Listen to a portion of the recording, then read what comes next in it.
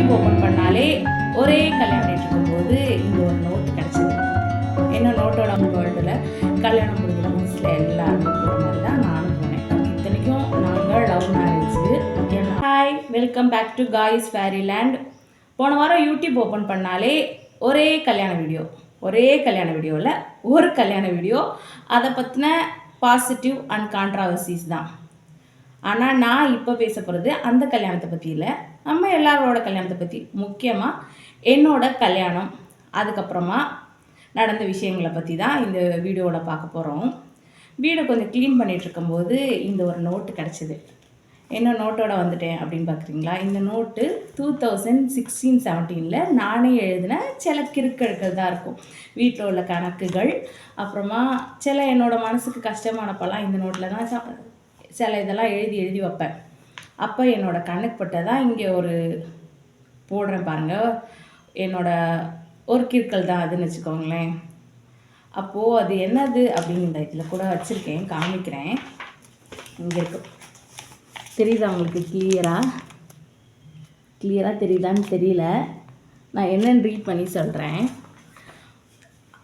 அதை பார்த்தோன்னே எனக்கு பயங்கர சிரிப்பு தான் வந்தது இப்போ நினச்சி பார்த்தேன். ஆனால் அந்த டைமில் அது ரொம்ப கஷ்டமாக இருந்தது. என்னடா இது, இப்படி ஒரு இடத்துல வந்து மாட்டிக்கிட்டோமே. இத்தனைக்கும் என்னோடய கல்யாணம் லவ் மேரேஜ். எனக்கு ரொம்ப பிடிச்சவங்கள இஷ்டப்பட்டு ரொம்ப வருஷம் காத்திருந்து வீட்டில் எல்லாரோட சம்மதத்தோடு பண்ண கல்யாணம். ஆனால் அதுக்கே நான் இவ்வளோ ஃபீல் பண்ணியிருக்கேனா? ஆனால் இப்போ என்னோடய லைஃப் எவ்வளோ மாறிடுச்சு.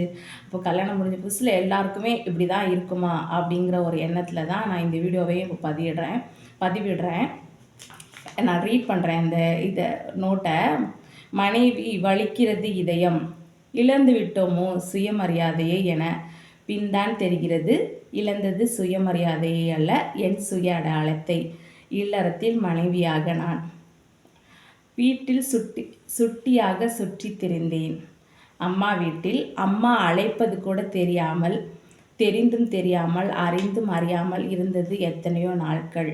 இப்பொழுது செல்லமாக அழைக்கவோ உரிமை எடுத்து அணைக்கவோ ஆளில்லா அனாதையாய் இப்பொழுது உணர்கிறேன், அம்மா நீ எனக்கு அளப்பரிய சொந்தம் என்று. Here lot of people surrounded me, but I feel all alone.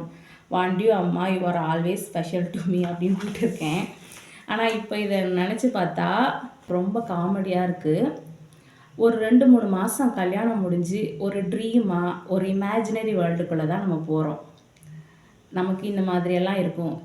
பெற்றவங்க அமைச்சு கொடுக்குற திருமணமோ இல்லை நமக்கு மனசுக்கு பிடிச்சவங்கள கல்யாணம் பண்ணி போகிற இடமா இருந்தாலுமே ஒரு இமேஜின் பண்ணிட்டு தான் போகிறோம். நம்ம வளர்ந்த விதங்கள் வேறு மாதிரி தான் இருக்கும். நம்ம வளர்ந்த பெற்றோர்களிடம் வளர்ந்தது வேறு ஒரு உலகமாக தான் இருந்திருக்கும். ஆனால் கல்யாணம் பண்ணி ஒரு புது இடத்துக்கு போகிறோன்னா அங்கே உள்ள சூழ்நிலைகள் நமக்கு எதுவுமே தெரியாது. லவ் பண்ணியே கல்யாணம் பண்ணியிருந்தாலும் நமக்குள்ள கான்வர்சேஷன் நம்ம வீட்டில் உள்ளவங்களை பற்றியோ அதாவது அவங்கள ரிலேட்டடாக இருக்கும். ஆனால் அங்கே என்ன ரியாலிட்டி அப்படிங்கிறத கண்டிப்பாக நமக்கு புரிஞ்சிக்கவே முடியாது. எவ்வளோ தான் நம்ம லவ் பண்ணியிருந்தாலும், எவ்வளோ தான் ஒன்றாவே இருந்திருந்தாலுமே என்ன பேசியிருந்தாலுமே அதை பற்றி தெரிஞ்சிருக்காது. கல்யாணத்துக்கு அப்புறம் தான் ஒரு லைஃபே வேறு மாதிரி இருந்திருக்கும் அப்படிங்கிறதே நானே அக்செப்ட் பண்ண ஆரம்பிச்சுக்கிட்டேன். ஒரு 2-3 மந்த்ஸ் என்னால் அந்த இதை பொறுத்துக்கவே முடியல. ஐயோ தெரியாமல் இங்கே வந்து மாட்டிக்கிட்டனே, அந்த மாதிரி ஒரு எண்ணம் தான் எனக்கு வந்துச்சு. அதனாலேயே அந்த வாழ்க்கையில் என்னால் அட்ஜஸ்ட் பண்ணிக்கவே முடியல. இருந்தாலும் நானே பொறுத்துக்கிட்டேன். நம்மக்கிட்ட இப்படியெல்லாம் பேசின ஒரு ஆளா இப்படி பேசுகிறாங்க, அந்த மாதிரி கூட நிறைய தடவை நினச்சிருக்கேன். ஆனால் இதுதான் ரியாலிட்டி அப்படிங்கிறத என்னால் ஒரு 4-5 மாதம் அக்செப்ட் பண்ணிக்கவே முடியல. ஏண்டா தெரியாமல் வந்துட்டோமோ நம்ம. இப்போ ஏதாவது சொன்னால் கூட என்ன சொல்லுவாங்க, நீ அதானே உனக்கு பிடிச்சி தானே கல்யாணம் பண்ணோம் அப்படின்னு ஒரு வார்த்தை சொல்லிடுவாங்களே எல்லாரும், அப்படிங்கிற ஒரு பயம் என் மனசில் எப்போவுமே இருந்துக்கிட்டே இருக்கும். அதனாலேயே சரி இதெல்லாம் சொல்ல வேண்டாம் அப்படின்னே கொஞ்சம் அட்ஜஸ்ட் பண்ணிக்கிட்டே போயிருந்தேன். அதுக்கப்புறமா வாழ்க்கையோட நிதர்சனம் எனக்கு புரிய ஆரம்பிச்சது. இந்த ஒரு கொண்டாட்டங்கள்லாம் ஒரு 2-3 மாதம்தான் இருக்கும். அதுக்கப்புறமா தான் எல்லோரும் ரியாலிட்டிக்கு வருவாங்க. நம்மள ஒரு 2-3 மாதம் மகாராணி மாதிரி பார்த்துக்கிருப்பாங்க. அதுக்கப்புறம் நம்மளுடைய வாழ்க்கைக்கு நம்ம திரும்பி வந்து தான் ஆகணும். இன்னும் நம்ம சின்ன குழந்தை இல்லை, நம்மள இன்னும் அடுத்தவங்க தாங்கிக்கிட்டே இருக்க மாட்டாங்க. என்ன வாழ்க்கையில் என்ன சூழ்நிலைகள் இருக்கோ அதெல்லாம் நம்ம அக்செப்ட் பண்ணி தான் போகணும் அப்படிங்கிறத கொஞ்சம் கொஞ்சமாக எனக்கு புரிய ஆரம்பிச்சது. ஓகே இதுதான் நிதர்சனம் அப்படின்னு ஆரம்பித்தேன். எனக்கு நான் ஒரு முக்கியமான விஷயம் சொல்ல ஆரம்பிச்சிருக்கேன். எங்கள் அம்மா வீட்டில் நான் கோவிச்சுட்டு படுத்துட்டேன்னா என்னை தாங்குறதுக்கு நிறைய பேர் இருப்பாங்க. ஏன் சாப்பிடாம படுத்துட்டீங்க அந்த மாதிரி கேட்பாங்க. ஆனால் இங்கே எனக்கு அப்படி யாருமே என்னோடய ஹஸ்பண்ட் கூட அப்படி கேட்டது கிடையாது. அப்போது ஏம்மா சாப்பிடாம சரி பசிக்கல போல் உனக்கு அப்போ வேணுங்கிறப்போ நீ சாப்பிட்டுக்கோல அப்படி தான் சொல்லுவாங்க. என்னை யாருமே புரிஞ்சிக்கவே இல்லையே அப்படின்னு.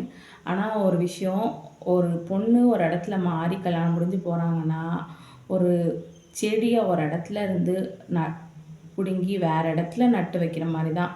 அந்த ஒரு சூழ்நிலைக்கு அவங்க அக்செப்ட் ஆகுறதுக்கு அடாப்ட் ஆகுறதுக்கு கொஞ்சம் நாள் ஆகும்.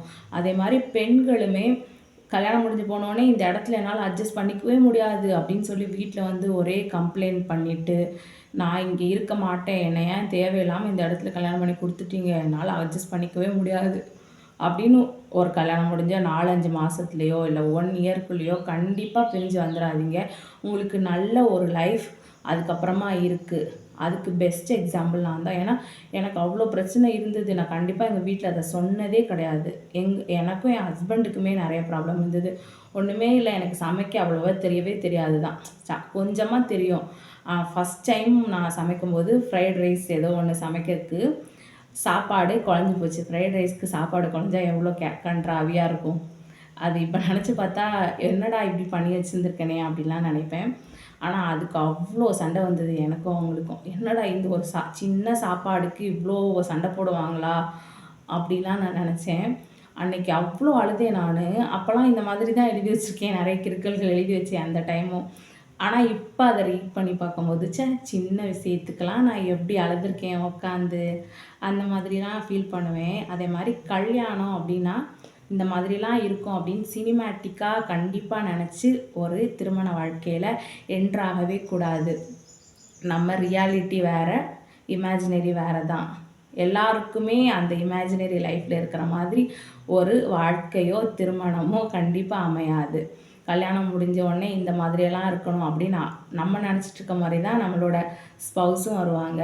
அந்த ஃபேமிலியும் நமக்கு ஏற்ற மாதிரி இருக்கும் அப்படின்னு நினைக்க முடியாது. நம்ம தான் அதுக்கேற்ற மாதிரி அட்ஜஸ்ட் பண்ணிவிட்டு ரோலர் கேஸ்டர் மாதிரி இருக்கிறத கொஞ்சம் மாற்றி மாற்றி கொண்டு போய் எல்லாத்தையும் செட் பண்ணி வைக்கிறதுக்கே 1 இயர் முடிஞ்சு போயிடும். அதே தான் எனக்கும் நினைஞ்சது.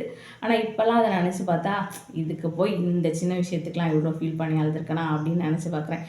காலம் அப்போ தான் எப்படியுமே மாற்றத்தை உருவாக்கிக்கிட்டே தான் இருக்கும்.